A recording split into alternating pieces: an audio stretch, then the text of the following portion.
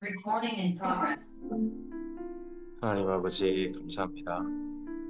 주의 말씀을 삼가 듣겠습니다. 성령께서 감동하여 주시옵소서. 하나님께서 마음에 품으신 뜻을 이 말씀을 통하여 우리의 마음 가운데 고스란히 들려주시고 새겨 주시옵소서. 그 뜻이 하늘에서처럼 오늘 우리의 삶을 통하여 이 땅 가운데 드러나게 하시고 향기로 퍼져가게 하옵소서. 이 땅에 우리와 함께하는 사람들에게 하나님께서 주시는 맛으로 느껴지게 하옵소서. 우리의 삶을 부탁드리오며 예수님 이름으로 기도합니다. 아멘. 예, 오늘은 열왕기하서 4장에서 5장까지 말씀을 함께 읽도록 합니다. 예, 오므리 왕조에게 하나님께서 주시는 마지막 기회가 있습니다. 엘리사를 통하여서 하나님께서 주시는 기회입니다. 이 기회가 반복되는데도 불구하고 끝내 하나님 품으로 다가오지 않는 사람들을 우리는 만나게 될 것입니다. 열왕기하서 4장입니다. 선지자의 제자들의 아내 중에 한 여인이 엘리사에게 부르짖어 이르되 당신의 종 나의 남편이 이미 죽었는데 당신의 종이 여호와를 경외하는 줄은 당신이 아시는 바니이다. 이제 빚준 사람이 와서 나의 두 아이를 데려다가 그의 종을 삼고자 하나이다 하니 어, 엘리사와 함께하는 아마 엘리야가 모아준 그 100명의 제자들, 100명의 선지자들, 선지생도들 가운데 한 사람이 공부하려고 빚을 졌던 모양입니다. 근데 공부하다가 빚진 상태로 공부하다가 그만 죽어버린 거죠. 근데 이 빚을 갚아야 돼. 갚을 돈이 없으니까 그때 체주가 이 선지생도의 집에 있는 아이들을 내놔라. 그 빚 대신에 아이들을 데려가겠다. 아이들을 팔아서 그 값을 대신하겠다. 이랬던 것 같습니다. 엘리사가 그에게 이르되 내가 너를 위하여 어떻게 하랴? 내 집에 무엇이 있는지 내게 말하라. 그가 이르되 계집종의 집에 기름 한 그릇 외에는 아무것도 없나이다. 하니 무엇이 있느냐 했을 때 이것밖에 없습니다. 하는 사람의 말의 특징은 가난한 자의 말의 특징이죠. 예수님께서도 너희 중에 무엇이 있느냐 했을 때 제자들이 베스다강에서 했던 말 기억나십니까? 예, 이 물고기 두 마리와 보리떡 다섯 개에는 아무것도 없습니다. 이거 외에는 없습니다. 이것밖에 없습니다. 하는 그런 말이 있지 않습니까? 이게 가난한 사람들의 말의 특징이죠. 이 집도 너무 가난한 게 보입니다. 기름 한 그릇. 그러면 올리브유 기름 한 그릇 그거밖에 없는 겁니다. 이럴 때 너는 밖에 나가서 모든 이웃에게 그릇을 빌리라. 빈 그릇을 빌리되 조금 빌리지 말고 너는 내 두 아들과 함께 들어가서 문을 닫고 모든 그릇에 기름을 부어서 차는 대로 옮겨 놓으라 하니라. 올리브 기름은 그 당시에 이스라엘 민족의 모든 삶의 자리에 필요한 일상용품입니다. 식사예요. 4대 식량 중에 하나입니다. 그 중에 하나 이 올리브 기름이 필요한 건데 그리고 또 뭐 상처가 났을 때는 버퍼용으로도 필요하고 굉장히 올리브 기름은 다양하게 쓰입니다. 여인이 물러가서 그 두 아들과 함께 문을 닫은 후에 그들은 그릇을 그에게 가져오고 그는 부었더니 그릇에 다 찬지라. 여인이 아들에게 이르되 또 그릇을 내게로 가져오라 하니 아들이 이르되 다른 그릇이 없나이다 하니 기름이 곧 그쳤더라.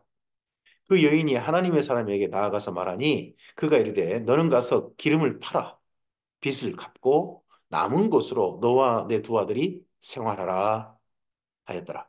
기름을 팔아라. 이 올리브 기름이 누구 팔면 누구든지 사야 되는 없는 사람은 다 사야 되는 그런 일상용품이거든요. 그러다 보니까 이거 팔아서 팔면 돈이 될 거니까 그걸로 빚을 갚고 그리고 또 남은 것은 너희가 생활해라 합니다. 여기 기름이 성령님일 수 없지 않습니까? 올리브 기름입니다. 올리브 기름. 이걸 기어이 성령님으로 해가지고 내 그릇을 준비하라. 그릇 준비한 만큼 하나님께서 너한테 기름을 채워줄 것이다. 성령님의 능력과 은사로 채워주실 것이다. 라는 이야기를 제가 예전에 많이 들었죠. 네, 그런 말씀 듣고 저도 뭐 헌금 제가 뭐 하루 그날 일당 다 벌었던 거 갖다 바치기도 하고, 예, 그러기도 저도 했습니다. 근데 그런 말은 아닙니다. 여기 그런 말 아니고 그냥 올리브 기름. 이 여인의 집에 이거 일상 우리가 모든 사람들에게 사용할 그런 모범이 아니라 이렇게 빚을 진 이 가정 아무것도 없어가지고 자기 아들을 빚 대신에 내놔야 내로 파는데 내놔야 되는 그런 딱한 처지 이 가정이 하나님 베푸신 은혜의 선물인 거지.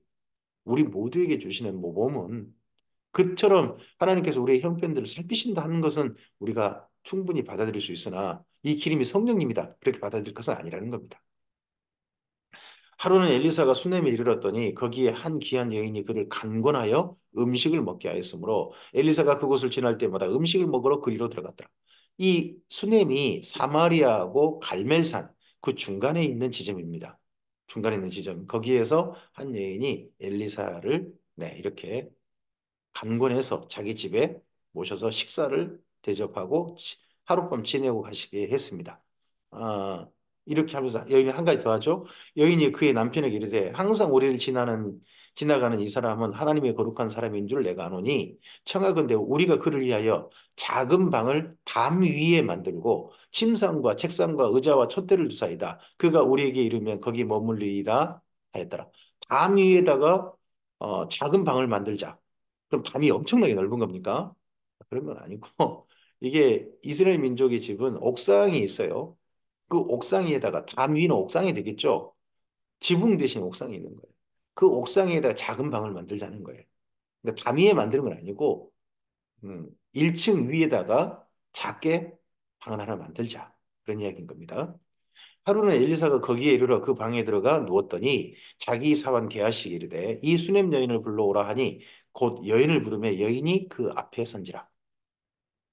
엘리사가 자기 사환에게 이르되 너는 그에게 이르라 내가 이같이 우리를 위하여 세심한 배려를 하는도다. 내가 너를 위하여 무엇을 하랴? 왕에게나 사령관에게 무슨 구할 것이 있느냐? 하니 여인이 이르되 나는 내 백성 중에 거주하나이다. 아니라. 그 당시에 어, 이 수네임 지역이 곧 이스라엘 평원이거든요. 여기는 수많은 전쟁이 일어난 곳입니다. 전쟁이 일어나면 또 피신해야 되고 또 피신해야 되고 하는 그런 곳입니다. 아람이 쳐들어오고 하여튼 이런저런 민족들이 쳐들어올 때 이 수넴을 비롯한 이스라엘 평원은 평소에는 안정돼 있다 그렇게 돼 있다 보니까 뭐 군역을 군역의 의무를 꼭 해야 되고 뭐 그런 것들이 있는 거죠. 그런 것으로부터 조금 좀 도움을 줄 것이 있을까 싶어서 사마리아에서 말했지만 이미 여인은 그거에 대해서 거주하며 나는 내 백성 중에 거주하나이다. 나만 그러면 그렇게 특별한 혜택을 받으면 어떻게 되겠습니까? 이 모든 사람들 그러면 좀 그럴 것입니다.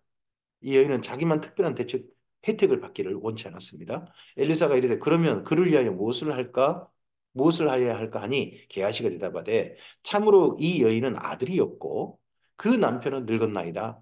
하니 아들이 없던 이유가 뭐 자녀가 안 태어났든지 아니면 자녀가 태어났는데 전쟁통에 죽었는지 이건 잘 모르겠습니다. 근데 자녀가 없다는 거죠.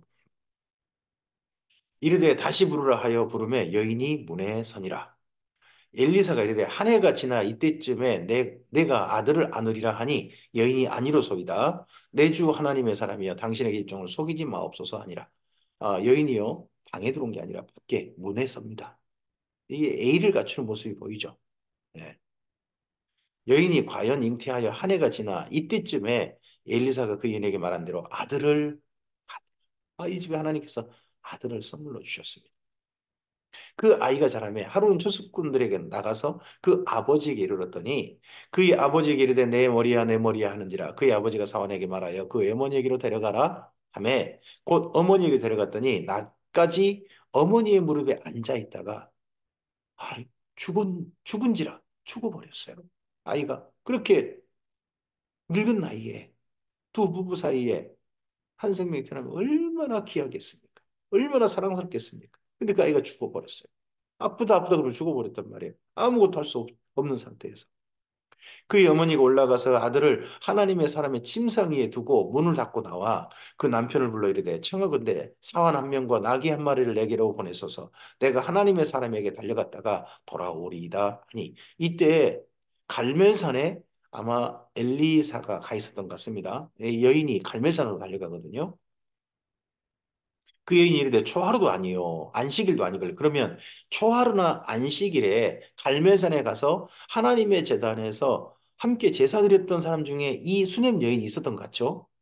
그대가 오늘 어찌하여 그에게 나아가고자 하느냐 하는지라 여인이 이르되 평안을 비나이다 아니라 평안을 위해서입니다. 이에 나귀의 안장을 지우고 자기 사원에게 이르되 몰고 가라. 내가 말하지 아니하거든 나를 위하여 달려가기를 멈추지 말라 하고 드디어 갈멜산에 가서 하나님의 사람에게로 나아가니라. 하나님의 사람이 멀리서 보고 자기 사원께 하시기를 저기 수냄 여인이 있도다. 엘리사가 눈이 상당히 좋았던 모양이죠.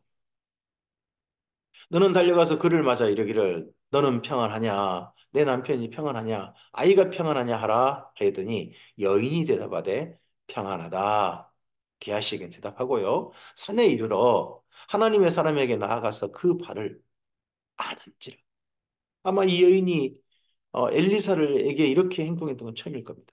앞서서 뭐 여인을 부를 때 문 밖에 방문 밖에 서 있지 않습니까? 가까이 나가고 그렇지 않고 항상 예의를 갖췄던 여인인데 하나님의 사람이 나가서 발을 안아버렸어요. 아마 처음 하는 행동이었을 것입니다. 특별하다 보니까. 게하시가 가까이 와서 그를 물리치고자 하면 이런 행동을 하면 안 되잖아요. 근데 하나님의 사람이 이르되 가만두라. 그의 영혼이 괴로워하지만은 여호와께서 내게 숨기시고 이르지 아니하셨도다. 아니라 지금 이렇게 하는 행동 뭔가 이유가 있겠죠. 여인이 이르되 내가 내 주께 아들을 구하다이까 나를 속이지 말라고 내가 말하지 아니하다이까 하니 아들에게 뭔가 일이 터진 거죠. 엘리사가 기하시기 이르되 내 허리를 묶고 내 지팡이를 손에 들고 가라. 사람을 만나거나 인사하지 말며 사람이 내게 인사할지라도 대답하지 말고 내 지팡이를 그 아이 얼굴에 놓으라 하는지라. 아이가 죽었다는 소식을 이제 여인이 말했던 것 같고 그래서 지팡이를 얼른 들고 기하시게 들고 가서 그 아이의 머리에 얼굴에 놓으라 하고 말합니다. 그랬을 때 여인의 그 여인이 아이의 어머니가 이르되 여호와께서 살아계심과 당신의 영혼이 살아계심을 두고 맹세하노니 내가 당신을 떠나지 아니하리이다. 그 말은요. 함께 가주십시오. 수넴에 가주십시오. 한 거죠. 엘리사가 이에 일어나 여인을 따라가니라. 게하시가 그들보다 앞서가서 지팡이를 그 아이의 얼굴에 놓았으나 소리도 없고 듣지도 아니하는지라. 돌아와서 엘리사를 맞아 그에게 말하여 아이가 깨지 아니하였나이다 하니라. 엘리사가 집에 들어가 보니 아이가 죽었는데 자기의 침상에 눕혔는지라. 들어가서는 문을 닫으니 두 사람뿐이라. 엘리사가 여호와께 기도하고 아이 위에 올라 엎드려 자기 입을 그의 입에 자기의 눈을 그의 눈에 자기 손을 그의 손에 대고 그의 몸에 엎드리니 아이의 살이 차차 따뜻하더라. 엘리사가 내려서 집안에 한 번 이리저리 다니고 다시 아이에 올라 엎드리니 아이가 7번 재채기를 하고 눈을 뜨는지라. 아이가 이렇게 살았다는 가지고 어떤 죽은 사람에게 이렇게 행동하라는 거 아닙니다. 다 경우입니다. 엘리사가 했던 행동은요. 엘리야에게 임했던 갑절의 능력이 임한 거고 이것은 우리가 할 수 있는 게 아닙니다. 하나님께서 그 당시 북이스라엘에게 하나님께서 이런 생활의 모든 것들의 구원자가 되심을 보여주시는 겁니다. 이 여인의 집에 아이가 없는 집에 아이를 주셨고 아이가 죽어버린 그나마 하나밖 정말 큰 기쁨이요 사랑의 대상인 아이가 죽었을 때 그 아이를 살리시는 하나님을 경험하게 해주는 거죠. 엘리사가 게하시를 불러 저 수냄 여인을 불러오라 하니 곧 부름에 여인이 들어가니 엘리사가 이르되 내 아들을 데리고 가라 하니라. 여인이 들어가서 엘리사의 발 앞에서 땅에 엎드려 절하고 아이를 안고 가니라. 네. 이런 내용을 거기 수냄의 모든 사람이 알겠죠. 나중에 이 이야기는요. 게하시가 왕이기도 하는 이야기입니다. 이런 하나님이 우리와 함께 하십니다 하는 이야기를 이스라엘 민족에게 실제 목격했고 경험했고 합니다. 그럼 하나님께 나와야죠. 근데 이 수냄 여인만 하나님 앞에 나아가고 다른 수냄 사람들이 하나님께 돌아왔다는 소식이 없습니다. 이 소식을 나중에 들은 왕이 하나님 앞에 온전히 돌아왔다는 이야기가 없어요. 놀라운 사건만 경험한 거죠, 그냥. 하나님의 이러한 하나님이 그들과 함께 계심을 뭐 그들을 도우시고 구원하실 수 있음을 실제 보여주었음에도 불구하고 돌아온 이가 없는 거죠. 엘리사가 다시 길갈에 이르니 그 땅에 흉년이 들었는데 선지자의 제자들이 엘리사의 앞에 앉은지라.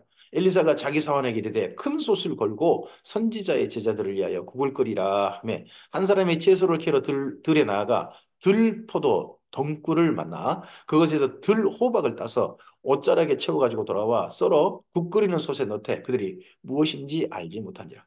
이게 참 읽다가 보면 너무 어색한 게 보이죠. 들포도 덩굴이래요. 그럼 들포도 덩굴이면 뭐가 열려야 되나요? 들포도가 열려야죠. 근데 뭐가 열려요? 들호박이 딸 때. 그럼 들포도 넝쿨에 무슨 호박 뭐 넝쿨이 함께 엮였을까요? 그건 모르겠는데 너무 조금 어색하잖아요. 예. 어쨌든지 거기서 나름 뭔가 열매가 있어서 따왔다는 겁니다. 그래가지고 그 열매를 예, 솥에 넣은 겁니다. 스프를 끓인 거죠. 그 열매를 가지고 아무것도 맹물만 끓일 수 없으니까 그곳에다가 이걸 넣습니다. 이에 퍼다가 무리에게 주어 먹게 하였더니 무리가 국을 먹다가 스프를 먹다가 그들이 외쳐 이르되 하나님의 사람이여 솥에 죽음의 독이 있나이다 하고 능히 먹지 못하니라. 이게 독이 있는 채소였다는 거죠. 엘리사가 이르되 그러면 가루를 가져오라 하여 솥에 던지고 이 가루가 뭘까요? 특별한 가루겠죠? 아니요, 밀가루예요. 밀가루. 밀가루인데 그냥 밀가루 가지고 솥에 던졌다는 거예요. 이에 퍼다가 무리에게 주어 먹게 하라 하며 이에 속 가운데 독이 없어지니라. 밀가루 던지면 그럼 독이 없어질까요? 그건 아니죠. 하나님이 특별하게 보여주신 사건이죠. 이렇게 그들 돕고 계시는 선제를 통하여서 하나님께서 그들과 함께 계시고 그 어려운 먹거리도 없는 그 형편 속에 이들을 돕고 계심을 선지 생도들도 경험한 거죠. 이걸 모든 걸 목격한 사람이 게하시 아닙니까? 그럼 게하시는 하나님을 떠나서 하나님을 배반하거나 딴 길로 가서는 안 되죠. 이런 걸 다 목격했으면서. 근데 나중에 게하시가 행동이 좀 이상하단 말이에요. 한 사람이 바알 살리사에서부터 와서 처음 만든 떡, 곧 보리떡 20개와 또 자루에 담은 채소를 하나님의 사람에게 드린지라 그가 이르되 무리에게 주어 먹게 하라. 이 7년 기근 막 그럴 때에 이 선지생도들 무리에게 아, 먹거리를 갖다가 헌물한 거죠. 누군가가. 첫 떡, 그러니까 초실절인 것 같죠? 초실절 그때에 이걸 바쳤습니다. 그래서 함께 먹게 하라 하는데 사환이 이르되 내가 어찌 이것을 백명해 주겠나이까 하나 그 사환 이 사환이 개하십니다. 100명이 이거 100명이나 어떻게 먹은답니까? 이거 100명 누구 입에 풀칠한다고 이걸 갖다가 100명이나 먹이라고 합니까? 했더니 엘리사는 또 이르되 무리에게 주어 먹게 하라. 여호와의 말씀이 그들이 먹고 남으리라 하셨느니라. 그가 그 앞에서 주었더니 여호와께서 말씀하신 대로 먹고 남았더라. 이 사건이 나중에 예수님께서 일으키신 오병이어 사건, 칠병이어 사건하고 같아 보이지 않습니까? 괴를 같이 하죠. 하나님께서 그들의 먹거리를 돌보시고 삶의 필요를 채워주시고 구원하시는 게 보입니다. 이러하신 하나님이 이스라엘 민족과 함께하고 계심을 하나님께서 보여주신 것입니다. 경험하는 겁니다. 수네임 사람들도 봤죠. 선지생도의 그 체주라든지 그런 사람들 다 봤죠. 그리고 여기 선지생들도 봤습니다. 그럼 이런 사람들은 끝까지 주님 앞에 남아야 될 거 아니겠습니까? 근데 이 이후에요. 엘리사 이후에 남은 선지자는 아모스, 호세아 외에 보이지 않습니다. 이들은 또 이렇게 경험한 선지자들은 어떻게 됐을까요? 죽었을까요? 그 이후의 삶이 어떻게 됐는지 성경은 기록하지 않아서 잘 모르겠습니다. 열왕기하서 5장입니다. 아람 왕의 군대 장관 나아만은 그의 주인 앞에서 크고 존귀한 자니 이는 여호와께서 전에 그에게 아람을 구원하게 하셨습니다. 그는 큰 용사이나 나병한 자더라. 아람을 구원하게 하셨다. 이게 방법이 뭐냐 그러면 북이스라엘 치는 거예요. 그리고 북이스라엘과 아람의 전쟁 가운데서 늘 승리를 가져갔던 장군이 아람의 장군이 나아만이었다는 거죠. 이스라엘로 보면 원수예요. 전에 아람 사람이 때를 지어 나가서 이스라엘 땅에서 어린 소녀 하나를 사로잡으며 그가 나아만의 아내에게 수종들더니 그때 약탈했던 사람 중에 노예가 있는 거죠. 어린 소녀. 약 잡아가지고 자기 노예를 삼아버렸습니다. 그의 여주인에게 이르되 우리 주인이 사마리아에 계신 선지자 앞에 계셨다면 좋겠나이다. 그가 그 나병을 고치리이다 하는지라. 아이고 이 어린 소녀가 철없이도 그냥 주인의 자기 여주인에게 그 나병을 보고 우리 선지자 사마리아에 있는 선지자는 이거 충분히 고치시는데 뭐 이런 좀 소문은 다 들은 거겠죠. 죽은 사람도 살리시고 그런 거 소문. 나아만이 들어가서 그 주인에게 아뢰어 이르되 이스라엘 땅에서 이 온 소녀의 말이 이러이러하더이다 하니 아람 왕이 이르되 갈지어다 내가 이제 내가 이스라엘 왕에게 글을 보내리라 하더라. 나아만이 곧 떠날 새에 은 10달란트와 금 6천 개와 의복 10벌을 가지고 가서 이스라엘 왕에게 그 글을 전하니 일렀으되 내가 내 신하 나아만을 당신에게 보내오니 이 글이 당신에게 이르거든 당신은 그의 나병을 고쳐주소서 했더라. 이 글을 받는 왕은 어땠을까요? 황당했을 것 같아요. 무슨 나병을 고쳐요? 그 당시 나병은 그냥 따로 격리죠. 나병이 고쳐진다는 건 상상도 안 되는 일이죠. 지금은 나병은 우리나라에서 이제 끝났죠. 어, 더 이상 나병 걸린 분은 없는 걸로 그렇게 알고 있습니다. 하지만 어, 고칠 수도 있고요. 하지만 이때는 그게 아니죠. 근데 이 나병 고쳐달라. 이거 이스라엘 왕이 어떻게 받아들였겠어요? 이거 뭐 전쟁하자는 소리냐? 하고 알아먹죠. 이스라엘 왕이 그거를 입고 자기 옷을 찢으며 이르되 내가 사람을 죽이고 살리는 하나님이냐?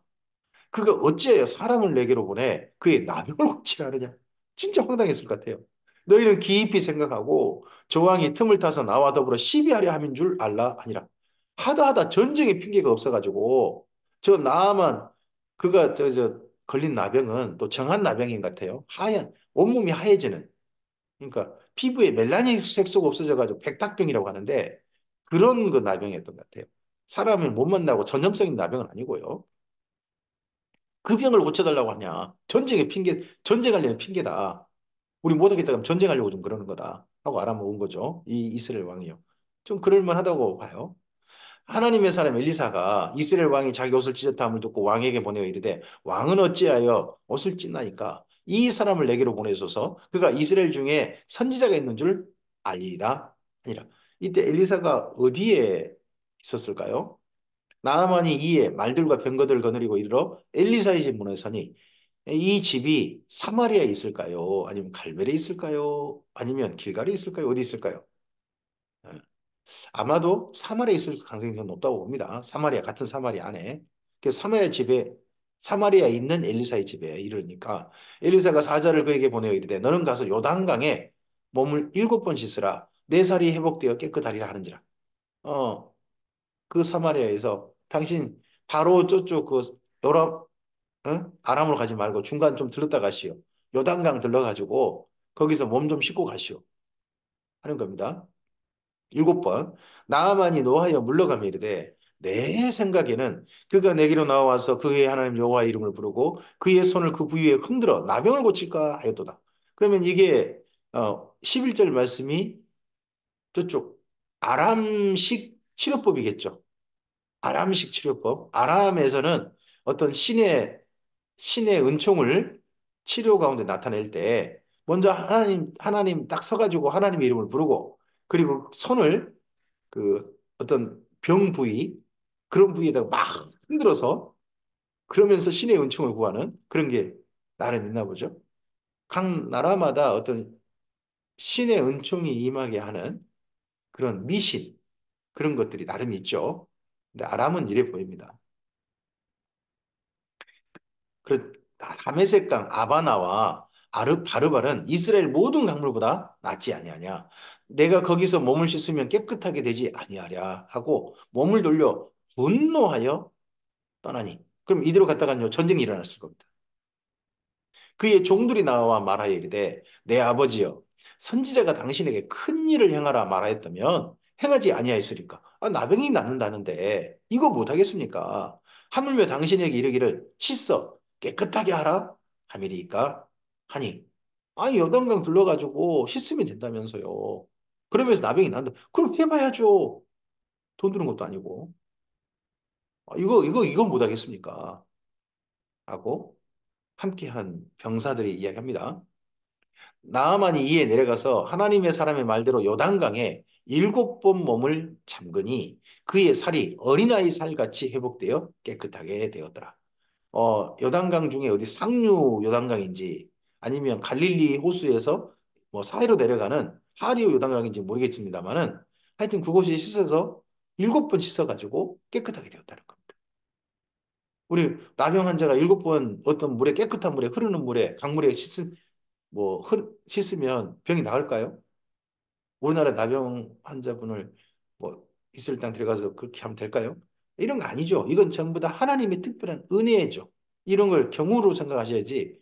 이걸 또 이 물은 하나님 내가 기도하고 한 물은 이거 거룩한 물이야. 이 물 마신 자는 다 나을 거야. 아, 그거 미신이죠. 그거 그럴 수 없습니다. 거기다가 또 내가 내 이름 붙이면 우리나라 또 이상한 사람 있죠? 이 허경영이라는 사람. 자기 이름을 갖다 우유에다 붙이면 그 우유가 뭐 맞는 뭐 우유가 된다고요? 그런 걸 믿으면 안 됩니다.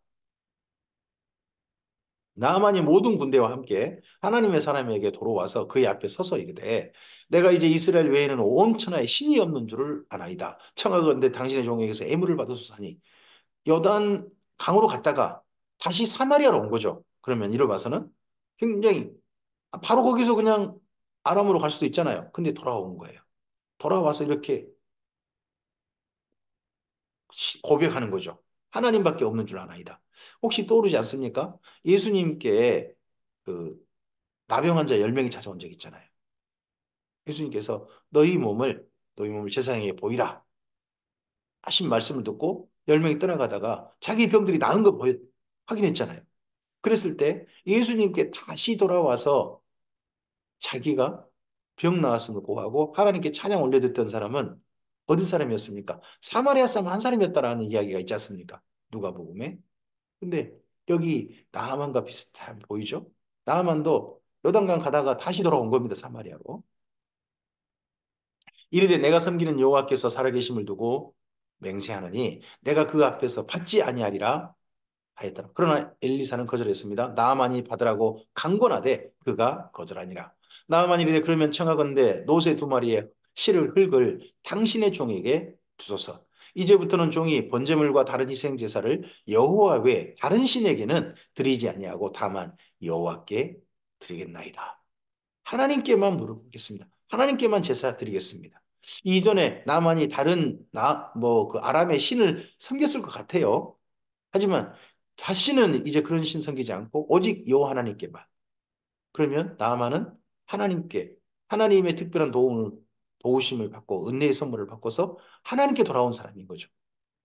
오직 한 가지 일이 있사오니 여호와께서 당신의 종을 용서하시기를 원하나이다. 곧 내 주인께서 림몬의 신당에 들어가 거기 경배하며 그가 내 손을 의지하심에 내가 림몬의 신당에서 몸을 굽히오니 왕이 머리를 굽히니까 자기도 머리를 굽히고 함께 왕과 함께 머리 뻣뻣하게 누고 있을 수 없잖아요. 손잡고 있는 사람이. 내가 림몬의 신당에서 몸을 굽힐 때 여호와께서 이 일에 대하여 당신의 종을 용서하시기를 원하나이다 하니 엘리사가 이르되 너는 평안히 가라 하니라. 그러니까 엘리사가 하나님께서 그런 것 정도는 충분히 이해하실 것이다. 가라. 그가 엘리사를 떠나 조금 가니라. 하나님의 사람 엘리사의 사환 게하시가 스스로 이르되 내 주인이 이 아람 사람 나아만에게 면하여 주고 그가 가지고 온 것을 그의 손에서 받지 아니하였도다.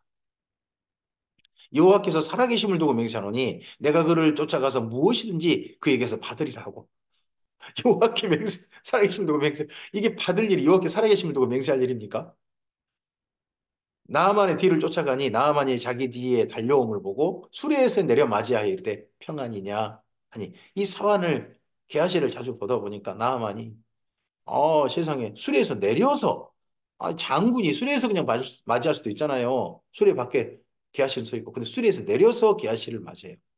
얼마나 이 은혜에 감격하고 고마우고 또한 이 엘리사와 그의 사환들에게 예의를 갖추는 지혜가 보이지 않습니까?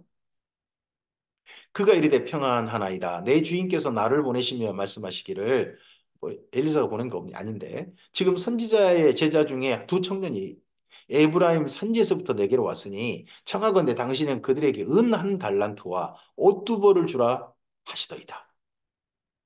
나아만이 이르되 바라건대 2달란트를 받으라. 은 2달란트 받으라 하고 그가 그를 강권하여 은 2달란트를 두 전대에 넣어주고 1달란트가 30kg이라고 생각해 보세요. 그럼 60kg이나 돼요. 은이. 옷 2벌을 아울러 두 사원에게 지우매 그들이 게하시 앞에 지고 가니라. 옷 2벌도 또 주었어요. 그 당시 옷 한 벌 값이요. 예, 그냥 집 한 채 값이었대요. 엄청난 돈을 준 거죠. 기꺼이.